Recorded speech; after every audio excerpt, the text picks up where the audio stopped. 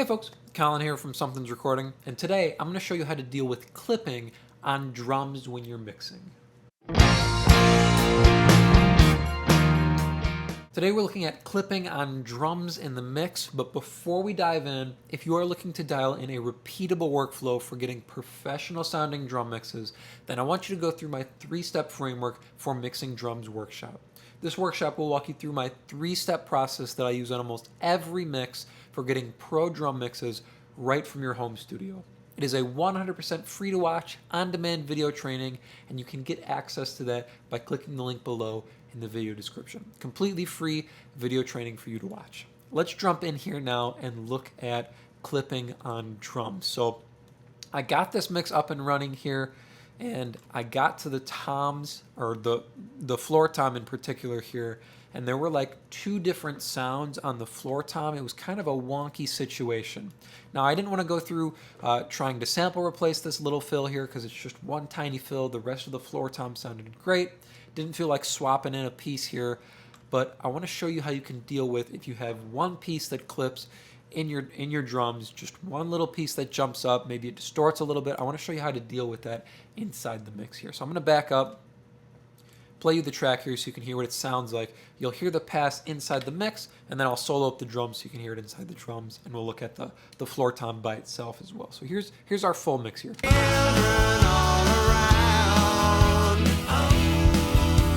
See the little ladies in their gowns when you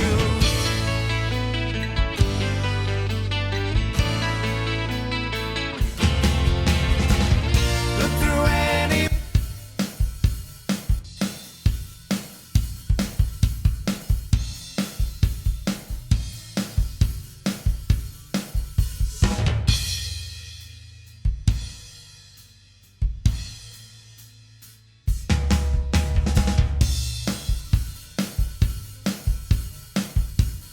So you can hear it's a good sounding kit, great drum performance. This is Paul Chamberlain on drums, if you know, the brother of Jimmy Chamberlain from the Smashing Pumpkins.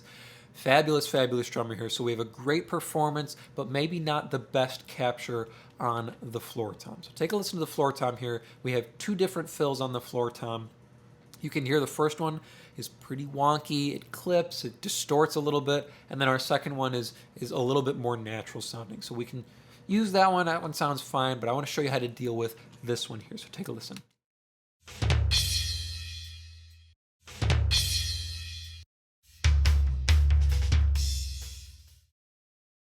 So to me, for some reason, it sounds like 2 completely different captures of the kit. Maybe they spliced performances together here, or cropped in a couple tom hits. I'm not sure what's happening here.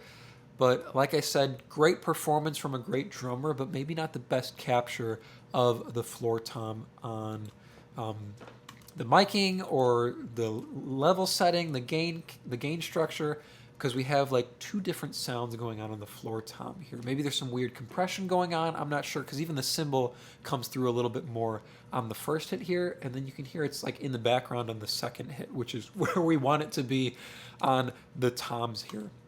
But what we're doing to make this sit in the mix here is by using that digital clipping or that distortion as our top end on the floor tom. So if you have a piece of your drums that clips or it distorts, what you want to do is use that as your top end here. So you could go down the route of sample replacing. We could try and make sure it sounds natural here on this tom fill. It's a quick tom fill by a great drummer. It would be a little tedious to make sure it sits natural in the mix, and we probably have some phase issues. But what we're doing here is using that distortion, using that clipping as the top end on our floor tom. So let me take off the processing. You can hear the raw floor tom here on this fill.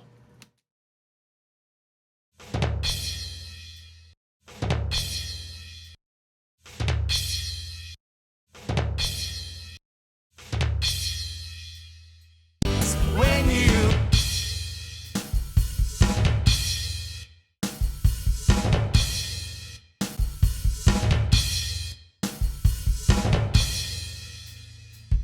You can hear with the processing in, it sounds much, much less like clipping and distortion and rumble, and it sounds more like it's meant to be there in the track. It sounds more natural. It flows easier on the ear as you pass this fill. You don't hear it and you're like, oh, what was that? Something went wrong there.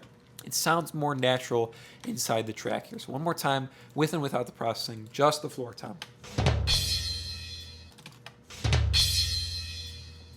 On our floor tom here, what you want to do is set the clipping, set that distortion as your top end. So in your mind, make sure you set like, okay, that clipping, that distortion, that's the level, that's where my top end is sitting on the floor tom. Then go to your low end here and boost your low end to sit even with that clipping. So balance your low end with that clipping as if that clipping was your top end. All we're doing with the limiter here is just doing a little bit of balancing on this second roll here. So if we look at this second roll here, take a listen. It's just tucking that one hit down into place. It's not doing much, if anything, on this first one.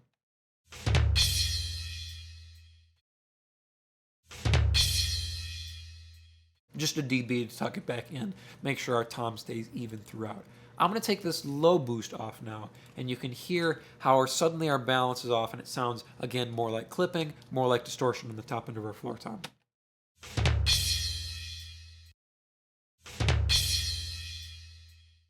So what you want to do again is in your head, identify that clipping and set that as your top end. So use that distortion as the top end that's going to cut through the mix. So use that distortion as your attack element on your drum.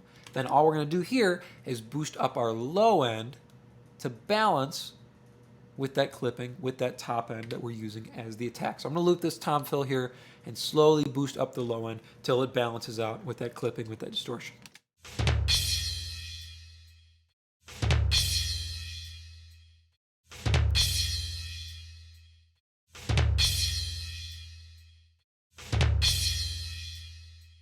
Once you get it set right, it won't feel so much like distortion anymore. It'll feel more like the top end attack on your drum. Then we can throw it into our whole drum kit here. See how it's sounding there.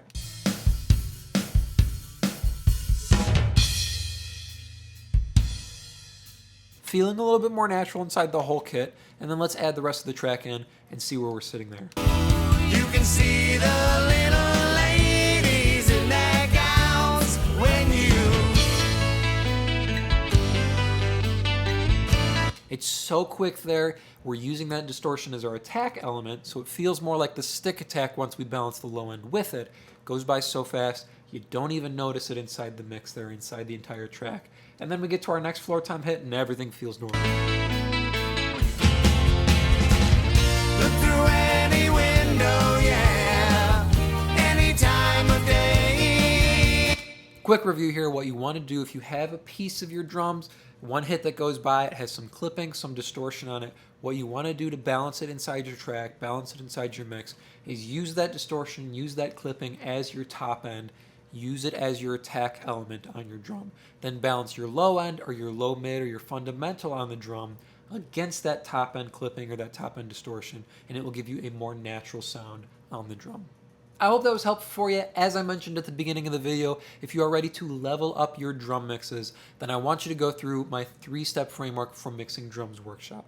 This workshop is completely free to watch. You can get access to it by clicking the link in the description, and it will help you dial in a repeatable workflow for getting professional sounding drum mixes in less time. Thank you so much for watching today, and I will see you in the next video.